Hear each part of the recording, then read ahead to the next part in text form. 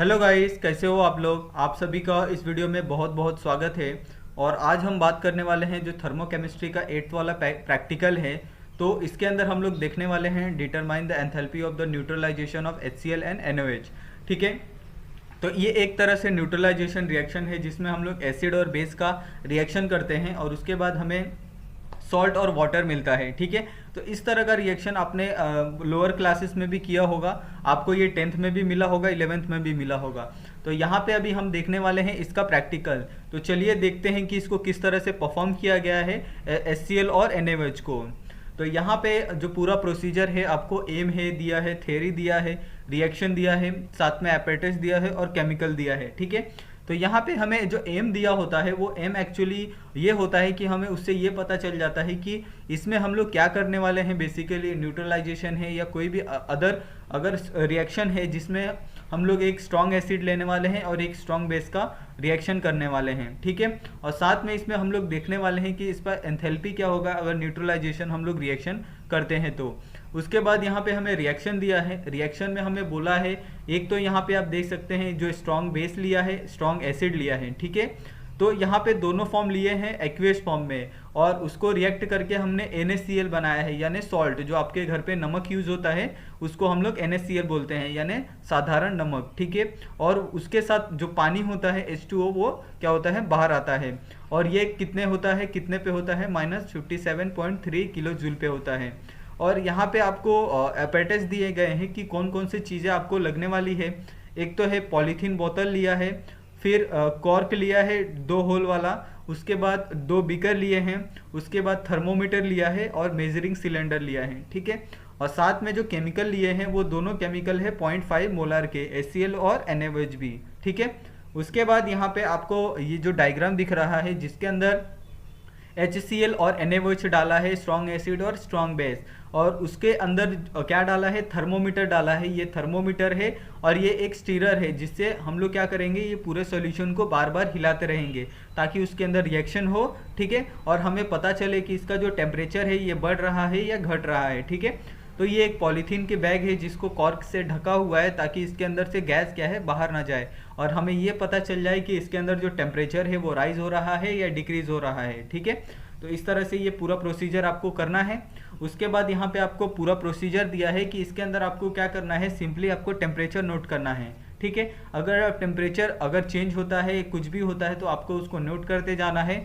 ठीक है। आप पहले क्या करोगे, 50 ml HCl लोगे और साथ में 50 ml NaOH लोगे। ठीक है। और इन दोनों को क्या करोगे, अच्छे से मिक्स करोगे और उसके बाद आपको इसको शेक करना है कुछ मिनटों तक, यानी आपको इसको अच्छे से हिलाना है ताकि वो अच्छे से रिएक्ट करे। और साथ में उसके साथ जो ये निकलने वाला है जो एक्सोथर्मिक है, एंडोथर्मिक है, ये कब पता चलेगा, जब आपको जो थर्मामीटर है उसके अंदर टेम्परेचर आपको शो करेगा, तभी आपको ये पता चलेगा। साथ में यहाँ पे हमें एक ऑब्जर्वेशन टेबल दिया था जिसके अंदर हमें बोला था कि इनिशियल टेम्परेचर आपको पहले HCl का नोट करना है, यानी अगर आप फ्रेश HCl लेते हो, कॉन्सेंट्रेटेड नहीं लेना है आपको, यहाँ पे सब डाइल्यूट लेना है। ठीक है। तो यहाँ पे 0.5 मोलर HCl का जो टेम्परेचर होगा वो कितना होगा, 25 होगा, क्योंकि वो एसिडिक नेचर है। और दूसरा है initial temperature of strong base, तो ये भी कितना होगा इसका टेम्परेचर, T2 25 डिग्री सेल्सियस। और मास ऑफ सॉल्यूशन कितना होगा हमारा, 100 ग्राम। और साथ में जो एवरेज ऑफ द सॉल्यूशन, जो इसका एवरेज टेम्परेचर होगा वो कितना होगा हमारा, 23 डिग्री सेल्सियस। यानी हमें क्या करना है, सिंपली 25 और 22 को प्लस करना है और उसको दो वैल्यू से क्या करना है, डिवाइड कर देना है। तो हमें क्या मिलेगा, मीन वैल्यू मिलेगा। ठीक है। उसके बाद है final experiment of the mixture, यानी अगर हम लोग ने पूरा एक्सपेरिमेंट खत्म कर दिया उसके बाद लास्ट में उसका टेम्परेचर क्या रहेगा, 28 डिग्री, यानी ये टेम्परेचर क्या हो गया, इंक्रीज हो गया। तो कितना इंक्रीज हुआ, यहाँ पे 5 डिग्री से इंक्रीज हुआ, तो उसका स्पेसिफिक हीट कितना आएगा, 4.18 जूल पर ग्राम। ठीक है। तो ये हो गया आपका पूरा। उसके बाद यहाँ पे हमें कैलकुलेशन दिया है, तो कैलकुलेशन में बोला है हमें हीट ऑफ एंथैल्पी फाइंड करने। तो यहाँ पे हमारा हीट ऑफ एंथैल्पी कितना आया, 3623 मल्टीप्लाई बाय 10⁻⁻3। ठीक है। ये किलो जूल में आया हमारा। ठीक है। तो इसके हिसाब से आपका अलग अलग वैल्यू आ सकता है।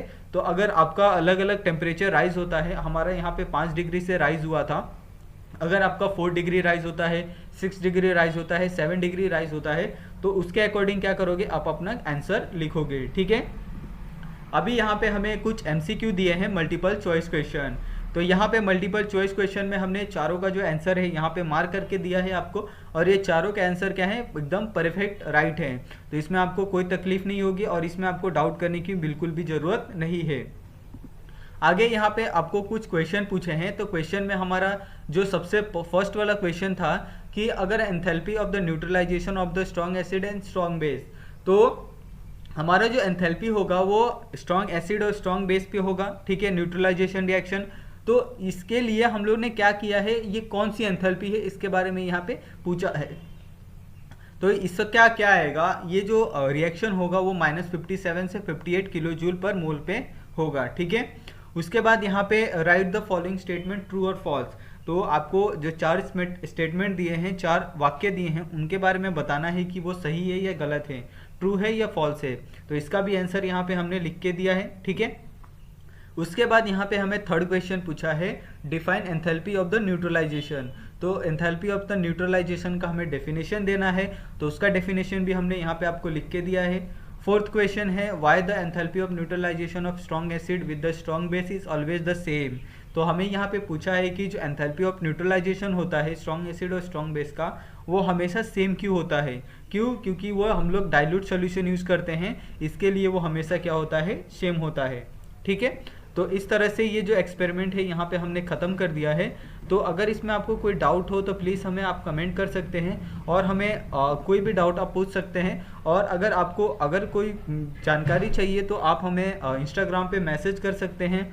और आप सभी का ये वीडियो देखने के लिए बहुत बहुत धन्यवाद। और मेरा आपसे रिक्वेस्ट है, हमारे चैनल को सब्सक्राइब कर लीजिएगा और अपने दोस्तों के साथ इस वीडियो को शेयर करिए, ताकि वो भी इस एक्सपेरिमेंट का आंसर अच्छे से लिख ले और उन्हें भी कोई कन्फ्यूजन ना रहे एक्सपेरिमेंट में। क्योंकि जो साइंस होता है उसके लिए जो एक्सपेरिमेंट होता है वो है बहुत ज़्यादा इंपॉर्टेंट होता है। ठीक है, तो इस तरह से ये एक्सपेरिमेंट यहाँ पे ख़त्म करते हैं। और आप सभी का एक बार फिर से बहुत बहुत धन्यवाद इस वीडियो को देखने के लिए। मिलते हैं एक नए वीडियो में।